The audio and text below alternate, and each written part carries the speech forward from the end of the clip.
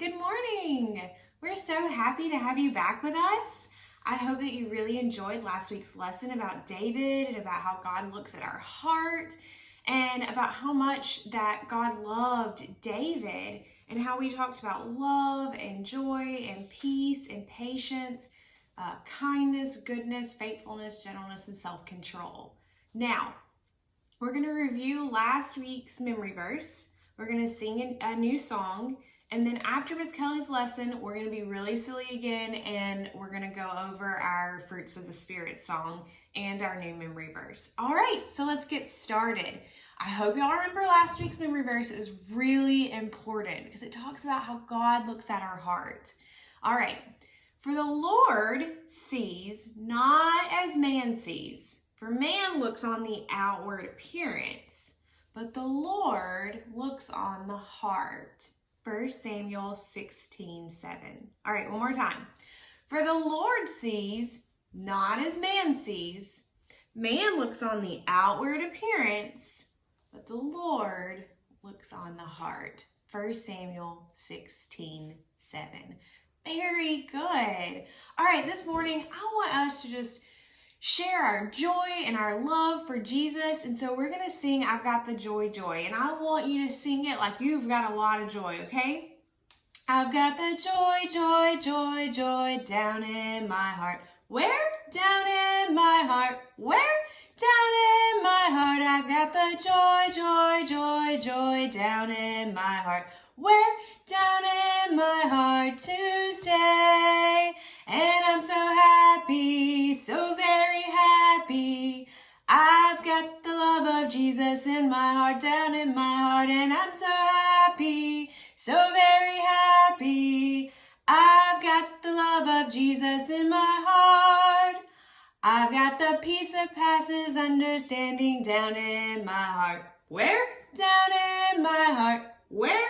Down in my heart. I've got the peace that passes understanding down in my heart. Where? Down in my heart to stay. And I'm so happy, so very happy. I've got the love of Jesus in my heart, down in my heart. And I'm so happy, so very happy. I've got the love of Jesus in my heart. Good job. All right, let's go learn about David and what great things God's going to do for him. And then we're going to come back, practice our new memory verse, and we're going to get really silly with our new song. All right, see you in a minute. Hey everybody, I hope you're having a great Sunday. I hope you've had a great week. This week we have a large story. So we are going to review very quickly last week, and then we're just going to dive in. And the story this week, there's a lot of details. I have some notes, and I'm going to read some from the text, so buckle up. This is going to be a lot, but this is a story that we've heard before, but there are just so many details that I don't want you to miss. So we're just going to take it piece by piece, and hopefully this will be something that we can remember for the weeks to come. Okay, so let's review that. Last week we were in 1 Samuel, which remember is the 9th book of the Old Testament, and we were in chapter 16, and that's where we found Samuel being asked by God to go to Bethlehem to anoint God's chosen king, the next king of Israel. God was choosing, and he chose David. You remember, David was just a boy, and he was a shepherd boy, and he had 7 older brothers, but God knew that David's heart was pure and righteous, and so that is why God told Samuel that, man looks on the outward appearance. Man looks to see what people look like on the outside, but God, he only cares about our heart. And so that is why he chose David as the anointed king of Israel. Now, we're going to jump to chapter 17. Chapter 17 of 1 Samuel is a large chapter in the Bible, and there are a lot of details, but it's a very exciting story, so we don't want to miss anything. So at the beginning of chapter 17, we find Saul. Say his name with me, Saul. Now Saul was the reigning king of Israel. But remember, Saul had turned away from God. His heart was not good. And so that's why God ended up rejecting him as the king. And he said, you know what, Saul is not for me. And so I'm not going to approve of him being the king anymore. And so Saul was so discontented. That just means he was troubled. He had a lot of stress in his life. And he was so troubled that he could not sleep. Have you ever had anything that just kept you awake at night? Well, Saul was having trouble sleeping, and so his people sent for David, the shepherd boy, to come to the palace because David played the harp. So David would come and play the harp to soothe Saul and to help him sleep at night. Now, David, remember, he was a shepherd boy, and he went back home to his father Jesse. But around this same time, the Israelites were going to war with their enemy. Now, the Israelites were the chosen people of God, and the enemy were the Philistines. And the Philistines were not good. They were evil people. And they were at war with the Israelites. But the Philistines had a soldier. And he was a mighty warrior. And he is very important. His name was Goliath. Say that with me. Goliath. Now, he was mean and he was large. He was 9 feet, 9 inches tall. Now you think about that for a minute. Most of the ceilings in your houses are probably either 9 feet or 10 feet or 12 feet. I want you to stop right now. And I want you to look to your mom or your dad or your grandma or whoever's in the room with you right now. And I want you to ask them, how tall are my ceilings? Ask them right now. Ask them. Now, if you have 9 feet ceilings, then Goliath was taller than your ceiling. If you have 10-foot ceilings, then Goliath was almost as tall as your ceiling. If your ceiling is taller than 10 feet, maybe 12 feet ceilings, then Goliath was just a couple feet, just a couple rulers shorter than your ceiling. So you imagine how scary Goliath was. You look up at your ceiling and you think, man, that's a really tall dude. Okay, so the Philistines, they weren't nice people anyway. Not only were they the enemies of God's people, but they had this really huge, mean warrior. And he wore all bronze armor. So you imagine, look up at your ceiling. Imagine how tall he was, and he was covered in bronze armor. So not only was he tall, and he was covered in bronze armor, but he was mean.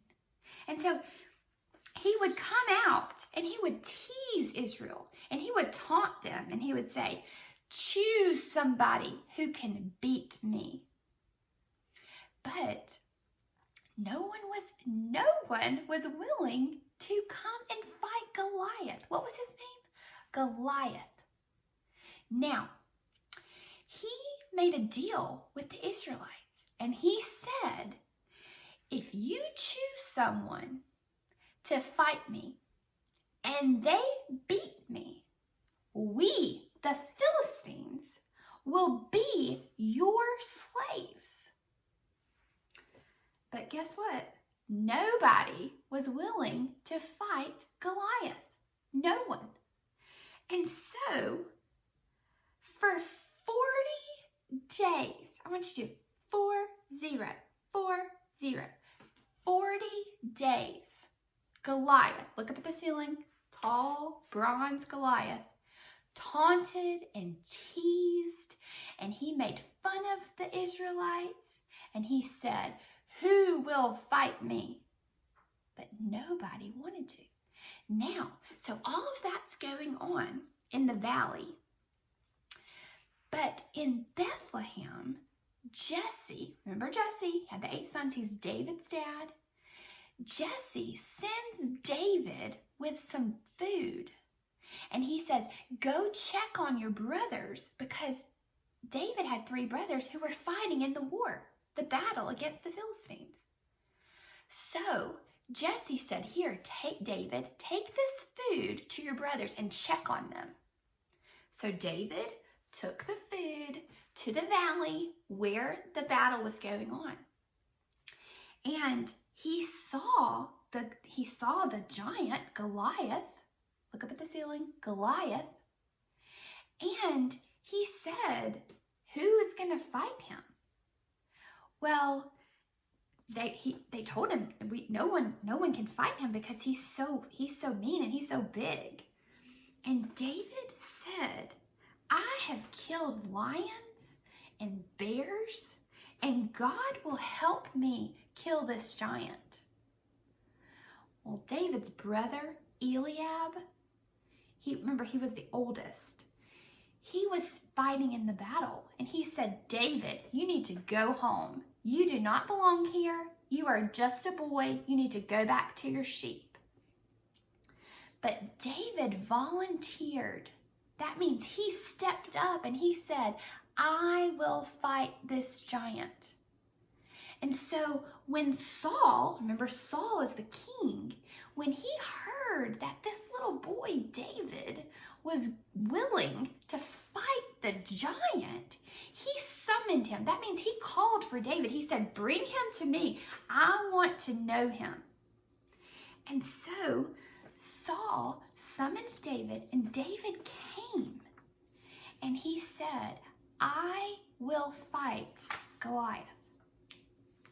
And so Saul was so worried about sending this boy out to battle that he put his own armor on David. So remember, Saul was tall Saul. He was very tall and very strong and mighty. So you can imagine how big that armor was. David was just a boy. And so he put this armor on. They put this armor on David, and it was heavy, and it was too big, and he couldn't really walk or move. And David said, no, I can't wear this armor. But do you know what David did? David had a plan. Now I want to read to you very quickly about David. Well, we'll get to that in just a second. David had a plan. So he went to the stream and he got 5 stones. Now I want you to hold up 5 for me. 5 stones. How many stones did David get from the stream? 5. And he put them in his pouch, and he had a slingshot. And so he was going to use those stones against the giant. Can you imagine this giant of a man and this little boy, and the boy just bringing stones? And so here's what I want to read to you. In chapter 17 of 1 Samuel, in verse 46, this is what David says to Goliath. This day the Lord will deliver you into my hands, and I'll strike you down and cut off your head. This very day I will give the carcasses of the Philistine army to the birds and the wild animals, and the whole world will know that there is a God in Israel. And this is our memory verse. This 47 is our memory verse for this week. All those gathered here will know that it is not by sword or spear that the Lord saves. For the battle is the Lord's, and he will give all of you into our hands. Can you imagine a little boy saying those mighty words to a giant? What gave him that kind of strength? God did. His faith. Remember, David had a pure heart. His heart was turned to God. And so he knew God was going to save him. And so the Philistine, Goliath, moved closer. He was charging at David. David put one stone into his sling and he slung it. And that stone went up in the air and hit Goliath in the middle of the forehead. And it knocked him out and he fell to the ground. And then, you know what? David went and cut off his head, just like he said he would. Now, how amazing. Why did David have the faith and the courage and the bravery to go into battle when nobody else would? For 40 days, that giant had teased those Israelites, and no one was brave enough to go. But that little boy David, he went, and he knew that God was going to deliver him. And he did. God saved the Israelites. The Philistines, when David killed Goliath, the Philistines were so afraid they ran away. And the Israelites charged after them because they knew they had been defeated.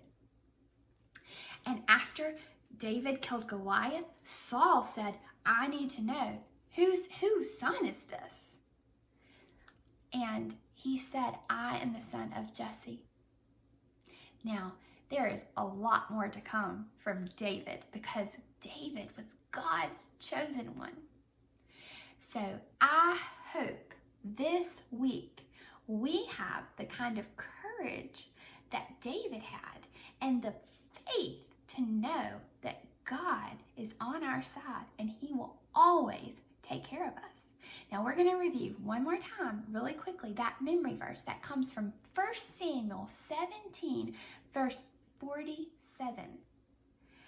All those gathered here will know that it is not by sword or spear that the Lord saves, for the battle is the Lord's, and he will give all of you into our hands.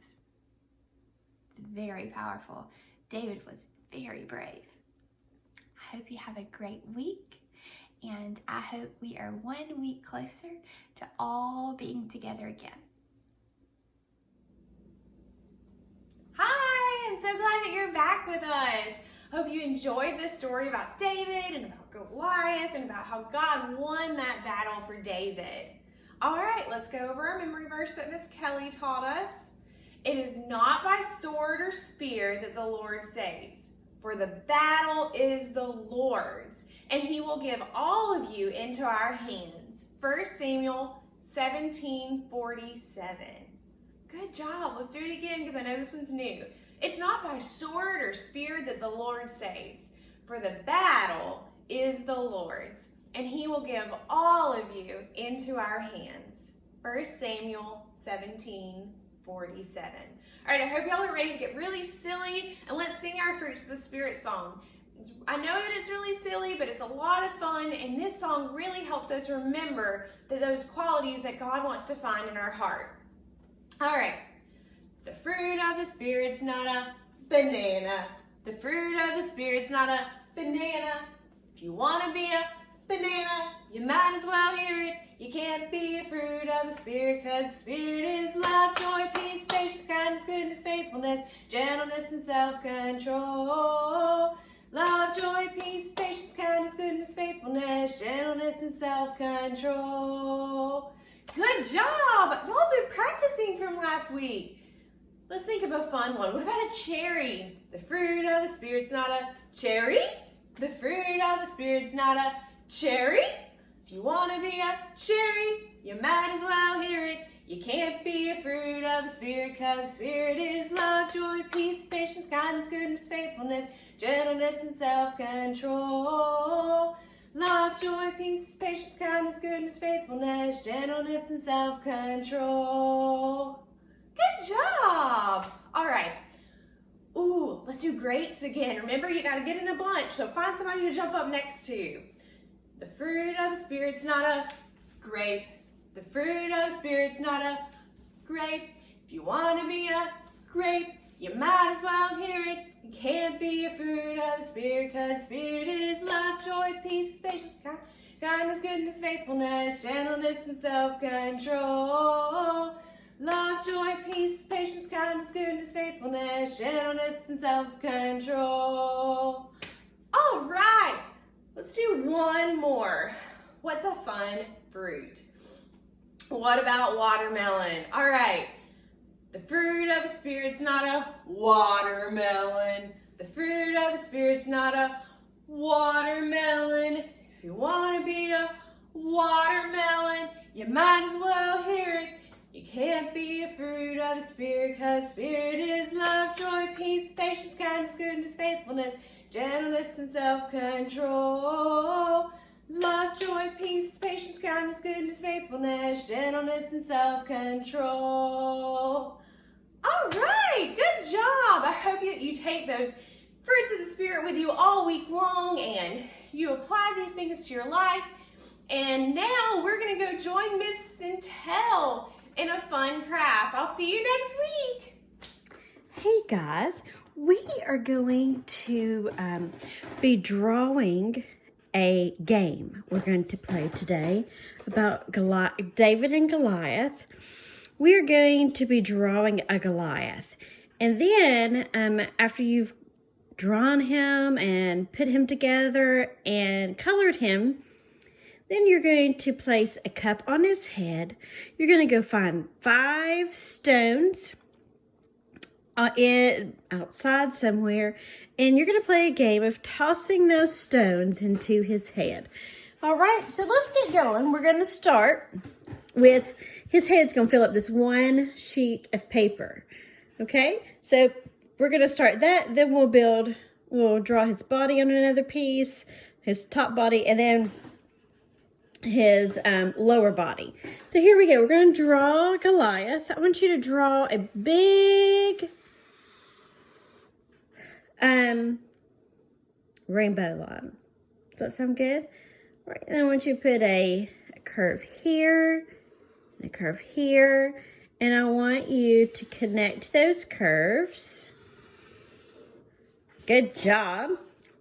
And then you're going to put like these. We're going to pretend like these are the metal brads that held his helmet together. We're going to put a piece of his helmet coming down here. And we're going to put a piece of his helmet coming down here.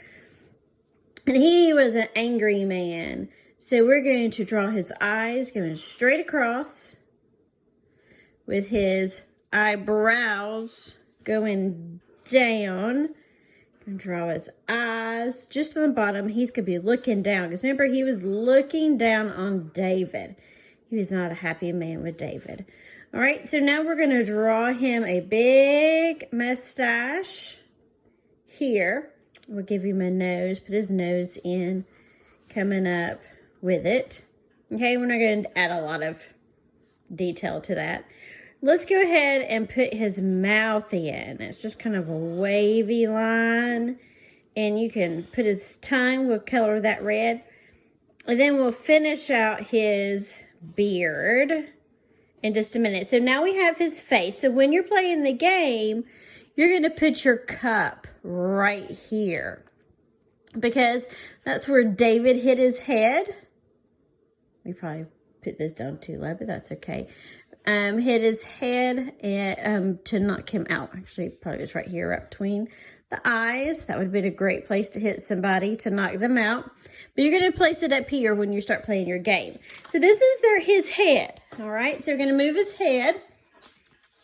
And we're going to place a new sheet of paper right up under it. Good job. Let's finish his beard. And now we're going to put his shoulders that come right up to the top of his beard. Okay, we're not going to draw arms. So if you want him to have arms, you can just draw them off the side. We're going to draw his torso coming down. Let's draw, I guess, the leather pieces that hold his armor on. And then draw right up underneath his chin that armor, so it's all being held on.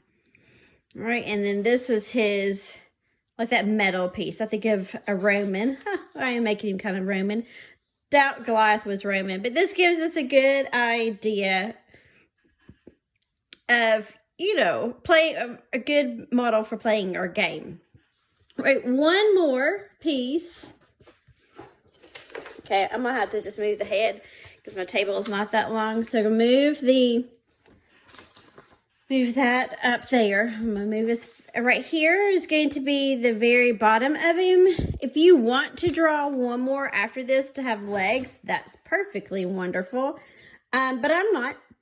I am going to stop him right here. He's gonna have like a belt. Like he's kind of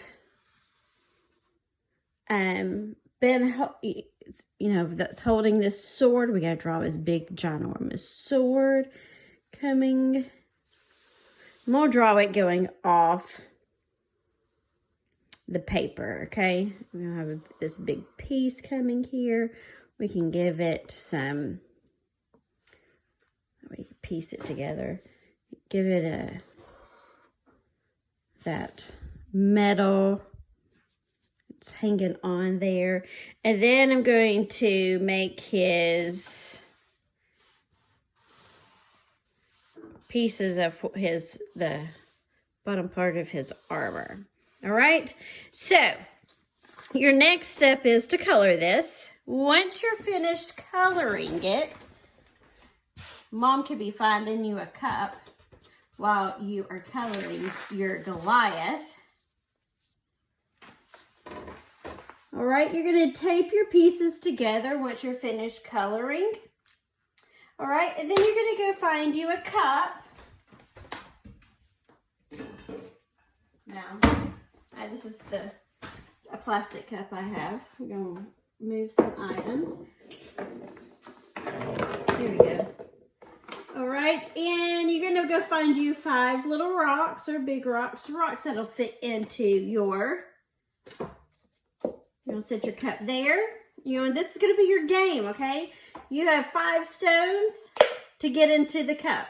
You're going to be standing at his feet, and then you'll toss him, so you'll be doing this on the ground, toss him into the cup. Does that sound great, guys? I think this is going to be wonderful. I can't wait to see your Goliaths that you drew. Guys, I hope you have a magnificent day, and I'll see y'all next week. Bye.